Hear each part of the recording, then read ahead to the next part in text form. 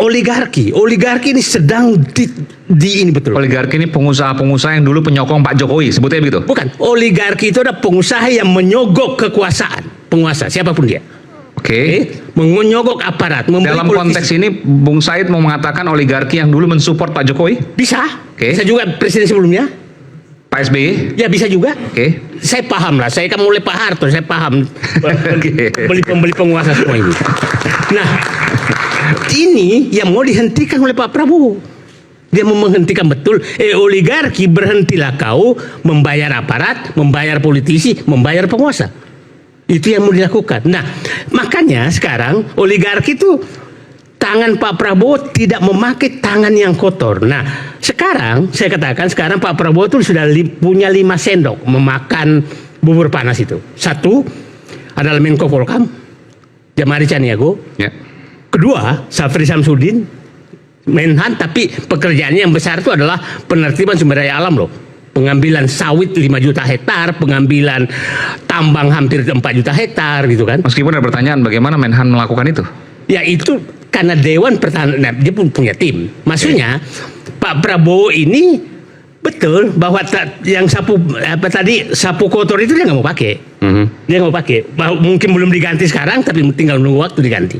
Nah, oligarki. Nah, aparat ini sedang dibenahi, makanya aparat jalan belok panjang lagi. Kalau kita kan berpikir, kenapa sih nggak ganti Kapolri aja?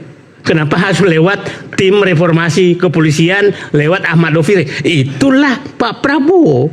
Karena sambil begini, Pak Prabowo ada karakter yang kita harus pahami. Pak Prabowo itu saya bilang, otaknya Rambo, ultranasionalis, hatinya Rinto.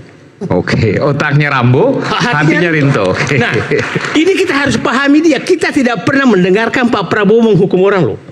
Tapi dia menghukum orang yang salah lewat penataan sistem. Makanya kita harus bersabar karena sistem yang dia pakai.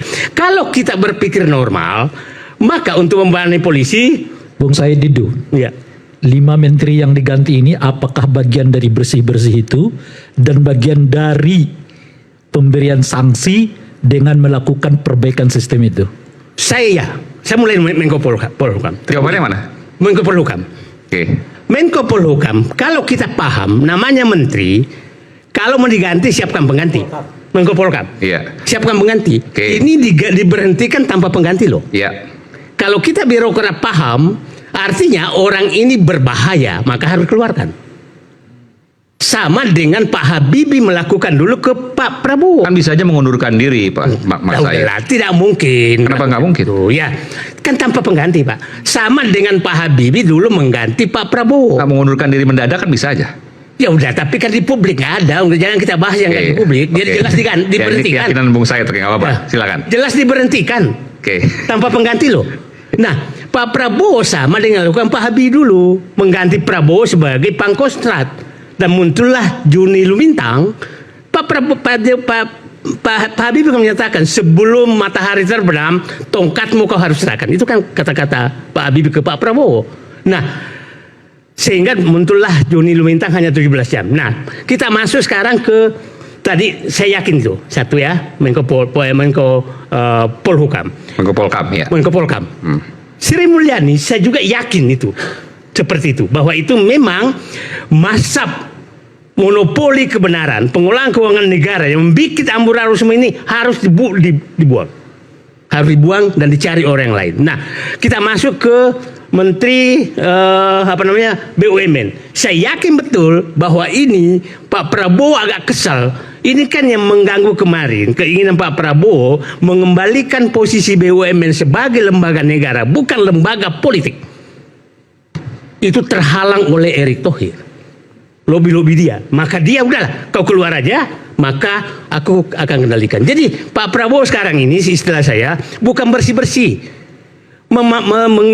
menyingkirkan sapu kotor dan mengganti dengan sapu bersih. Bahwa jalannya berbelok itulah gaya, bukan karena gaya dia tadi. Otaknya Rambo, hatinya Rinto.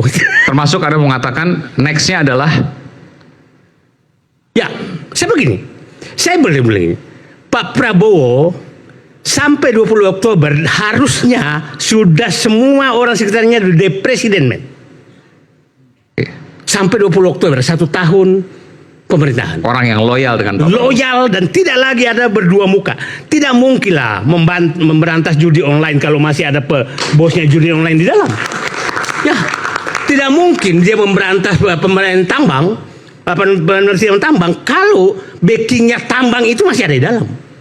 Karena pasti bocor semua, itu harus dikeluarkan semua supaya memang the president man. Dan saya katakan sekarang, mungkin Pak Prabowo udah mulai agak tidur nyenyak di sedikit karena sudah ada Jamari Saniago, ada Safri Samsudin, ada Purbaya, BUMN sudah nggak, Erick Thohir sudah nggak. Jadi kelihatannya saya berharap 20 Oktober 2025 orang-orang sekitar Prabowo sudah the president man.